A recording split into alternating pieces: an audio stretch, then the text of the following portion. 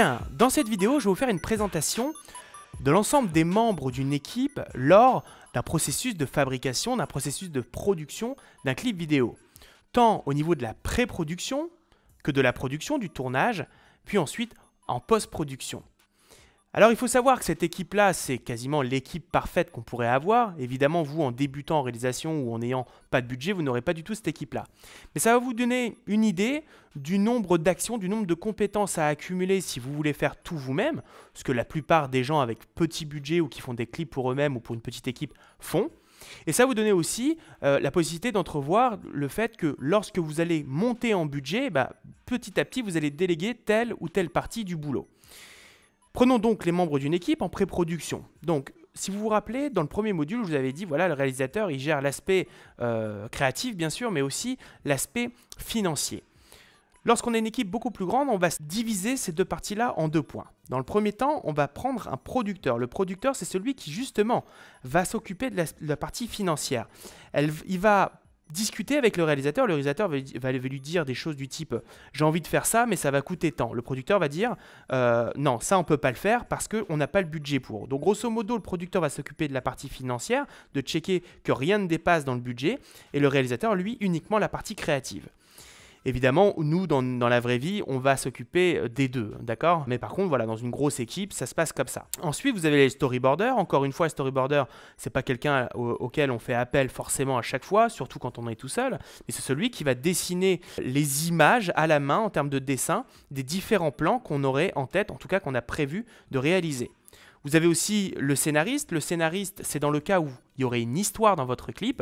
Et bien, le scénariste, c'est lui qui va écrire le scénario. Ensuite, la partie d'une équipe qui n'est pas totalement inhérente au fait de pré-produire, mais qu'il faut quand même intégrer avant la production, avant la journée de tournage, parce qu'ils vont devoir préparer leur propre setup, leur propre métier, leur propre travail.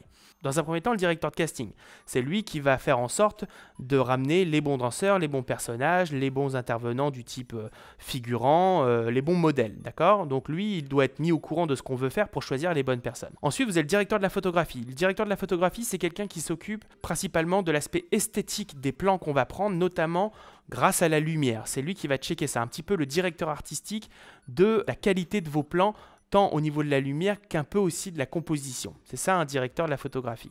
Donc on veut le mettre au courant parce que c'est lui qui va préparer aussi le tournage. Le chef opérateur son, dans le cas où il y a du dialogue ou du son à enregistrer dans vos clips, c'est très rare d'enregistrer du son dans un clip étant donné que finalement on pose des images sans son sur une musique qui est déjà faite. Mais si on doit intégrer une partie histoire avec des dialogues dans votre clip, il faudra un directeur son. Quatrièmement, le décorateur, celui qui va s'occuper des décors, le coiffeur, le styliste costumier, la maquilleuse, le VFX artiste, très important qu'il soit là parce que si vous prévoyez de faire des effets spéciaux dans votre clip, même si c'est des petits effets spéciaux, le VFX artiste il va vous dire voilà, il me faut tel type de plan, il me faut des trackers pour que je puisse faire du tracking 3D pour intégrer des plans en 3D, enfin bref, il va vous donner toutes les indications des plans à réaliser pour qu'ensuite lui en post-production il puisse ajouter ses effets. Enfin, le staff administratif, ceux qui vont préparer les contrats, régler les problèmes d'assurance, les choses comme ça, et un staff logistique qui vont s'occuper déjà de préparer tout ce qui est aliments sur le tournage, tout ce qui est boissons pour les membres du tournage ou tous les membres, genre les figurants. Bref, qui va s'occuper de toutes les petites choses inhérentes à la vie du tournage. Lors de la journée de tournage, vous pourriez avoir ces différents membres. Le producteur, encore une fois, il peut être présent lors du tournage.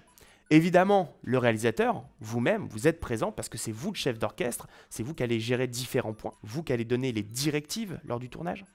Vous pourriez très bien avoir le directeur de casting directement là, puisqu'il connaît déjà l'ensemble des personnes qui ont été choisies. Le directeur de la photographie, celui qui va s'occuper de la qualité des plans pris grâce à la lumière. De l'opérateur, celui qui va tourner. De l'électricien, celui qui va s'occuper de tout l'aspect technique et électrique.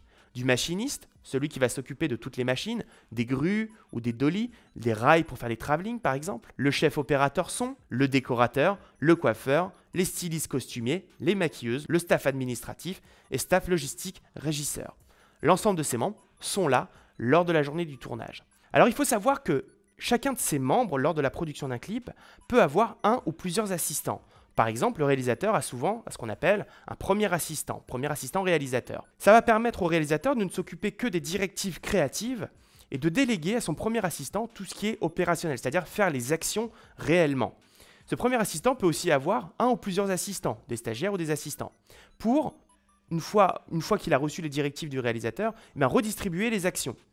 Chacun des postes lors de la production d'un clip, le producteur, le directeur de casting, le directeur de la photographie, peut avoir un ou plusieurs assistants. Plus la production va être grosse et complexe, plus il y aura d'assistants pour assister ces postes maîtres, ces mini-chefs d'orchestre à l'intérieur de la production d'un clip. En post-production, vous avez le producteur qui peut être toujours ici. Vous avez le réalisateur qui peut encore une fois superviser, qui peut être derrière l'écran avec par exemple le monteur. Vous avez le directeur de la photographie qui peut être là avec le coloriste par exemple. Et le chef opérateur son évidemment en post-production pour superviser le mastering de l'audio. Dans les faits, ceux qui vont travailler en post-production, vous allez avoir principalement le monteur, tout ce qui est VFX designer, c'est-à-dire compositing 2D, compositing 3D, modélisation 3D. Et vous allez enfin le color grading, les gens qui vont s'occuper de retravailler la couleur, de faire ce qu'on appelle la correction colorimétrique, réétalonner l'image pour qu'elle soit normalisée, et puis faire du color grading, styliser l'image avec la couleur. Alors évidemment, cette équipe est une équipe quasiment parfaite lors de la production d'un clip. Vous n'allez pas avoir cette équipe-là dans un premier temps, mais pensez que plus vous allez monter en termes de production de clip, plus vous allez avoir une équipe qui va ressembler à ça. Et puis évidemment, plus vous allez monter en budget, plus il sera facile pour vous de produire des clips puisque vous allez déléguer un certain nombre d'actions et ne pas le faire vous-même.